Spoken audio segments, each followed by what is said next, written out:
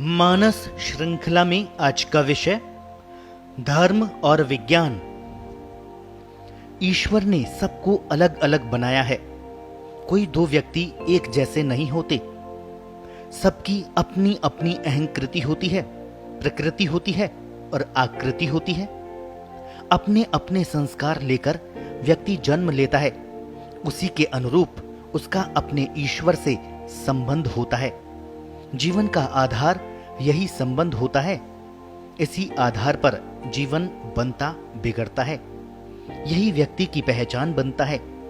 इसकी विशेषता यह है कि व्यक्ति सोच समझकर इस संबंध को तय करता है। संबंध विहीन होकर भी जी सकता है। संबंध न होना भी तो संबंध का ही एक रूप है। यह व्यक्ति का निजी संबंध होता है। उसकी गुप्त धरोहर की तरह गूढ़तम रहता है। वह किसी से भी इसकी चर्चा नहीं करता। इस संबंध को जीवन भर पोषित करता है, जीवंत बनाए रखता है। यही उसके नियम कायदे तय करने का आधार बनता है।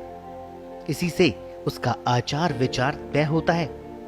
वह अपने ईश्वर को कुछ भी मान सकता है। रक्षक, पिता, भाई, मित्र, स्वामी या कुछ नहीं भी मान सकता है। उसके संपूर्ण व्यक्तित्व निर्माण का यही मूल है। इसी को व्यक्ति का धर्म कहा जाता है। धर्म की परिभाषा में यह स्पष्ट है कि पहले व्यक्ति धर्म को धारण करता है। इसके उपरांत अर्थात जब व्यक्ति अपने धर्म पर दृढ़ हो जाता है, धर्म व्यक्ति को धारण कर लेता है। वह उसका रक्षक हो जाता है।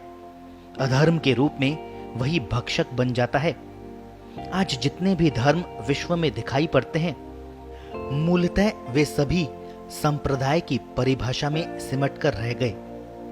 एक और तो वे व्यक्ति प्रधान हो गए, दूसरी ओर कट्टरवाद की ओर अग्रसर होने लगे हैं।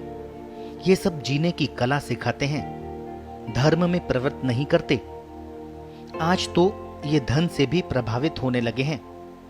आवरण पर आवरण चढ़ाने का कार्य कर रहे हैं। धर्म तो जीवन को मुक्त करने का मार्ग है, आवरण हटाने का मार्ग है। आज तो धर्म स्वयं में बंधन का कारण बनकर रह गया है। कोई धर्म मुक्ति का संदेश नहीं देता। इस दृष्टि से तो धर्म ने नकारात्मक रूप ग्रहण करना शुरू कर दिया है। हर धर्म निषेधात्मक रूप लेता जा रहा है। इसके साथ जब कट्टरवाद जुड़ता है, तब इसका प्रतिक्रियावादी स्वरूप उभरने लगता है। अवसर मिलते ही हिंसक हो पड़ता है। धर्म और हिंसा एक नहीं हो सकते। समय के साथ सब कुछ बदल गया और आगे भी परिवर्तन जारी रहेगा, किंतु आज के धर्मों का स्वरूप नहीं बदला। महावीर, वेदव्यास, ईसा मसीह, मोहम्मद साहब, गौतम आदि के नाम से ही आज भी धर्म का प्रसार हो रहा है। उन्होंने जो कुछ भी कहा अपने देश काल की परिस्थितियों के अनुरूप कहा था। आज की नई परिस्थितियों में इनको लागू करने के लिए इनका स्वरूप परिवर्तन करना पड़ेगा। ये सही है कि भीतर का आदमी उस समय जैसा था आज भी वैसा ही है, किंतु जब बाहरी वातावरण बदल जाए, जीवन का दृष्टिकोण बदल जाए, तो भीतर का आदमी भी बदल जाता है। उसका मार्ग बदल जाता है, जीवन का उद्देश्य बदल जाता है। हर व्यक्ति जीवन का अपना उद्देश्य लेकर पैदा होता है। उसके जीवन की डोर कुदरत के हाथ में होती है। उसी को समझने में धर्म सहायक होता है, तभी धर्म सार्थक है।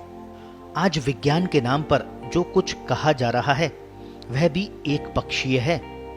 हमारे यहाँ विज्ञान का अर्थ है विशिष्ट ज्ञान, विविध का ज्ञान और विरुद्ध का ज्ञान।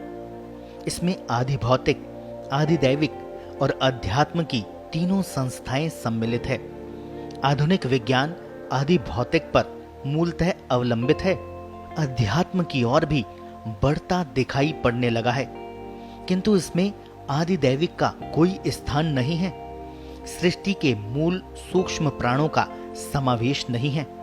इसीलिए विज्ञान एक पक्षीय है और धर्म को एक विरोधी तत्व अथवा अंधविश्वास के रूप में देखता है। ज्ञान का स्वरूप शाश्वत होता है, अतः विज्ञान भी शाश्वत ही है। आज धन के प्रभाव में विज्ञान ने भी व्यापार का रूप ले लिया है। विज्ञान के सिद्धांत भी समय के साथ बदलते जाते हैं, जो कि विज्ञान की परिभाषा के साथ मेल नहीं खाते। विशेषकर मेडिकल साइंस के नाम पर जो कुछ हो रहा है वह तो मानवता पर अत्याचार ही कहा जाएगा। 60 के दशक में हर बीमारी का इलाज सल्फा ड्रग्स था। 70 के दशक में पेनिसिलिन आ गया, सल्फा का निषेध कर दिया गया। इसके बाद एंटीबायोटिक का जाल बिछा दिया गया। अब उसके विरोध में भी व्यापक प्रचार हो रहा है। इस बीच करोड़ों लोगों के जीवन के साथ खिलवाड़ हो चुका है विज्ञान के नाम पर। आज भी मेडिकल साइंस में किसी भी असाध्य रोग का पूर्ण उपचार उपलब्ध नहीं है। मरते दम तक व्यक्ति मरीज बना रहता है और दवा खाता है। क्योंकि साइंस आदिदैविक को नहीं मानता, अतः वहां तक पहुंच ही नहीं पाता। जहां से रोग पैदा होते हैं, चिकित्सा कैसे होगी? आज की स्थिति में न कोई समुदाय किसी समाज को समग्र रूप से पूर्णतया शांति और सुख का मार्ग दे सकता है, और न ही अकेला विज्ञान। दोनों का सम्मिलित स्वरूप ही मानवता के लिए उपयोगी होगा। तभी धर्म का वैज्ञानिक स्वरूप निखरेगा और विज्ञान का भावनात्मक स्वरूप। यही मानव जाति और संपूर्ण सृष्टि के लिए हितकारी हो सकता है, विश्व शांति का मार्ग प्रशस्त कर सकता है और जीवन को स्वतंत्रता प्रदान कर सकता है। हमें इसके लिए अपने शास्त्रों का वैज्ञानिक विवेचन करना पड़ेगा। वैज्ञानिकों को इसी आधार पर नए शोध करने पड़ेंगे।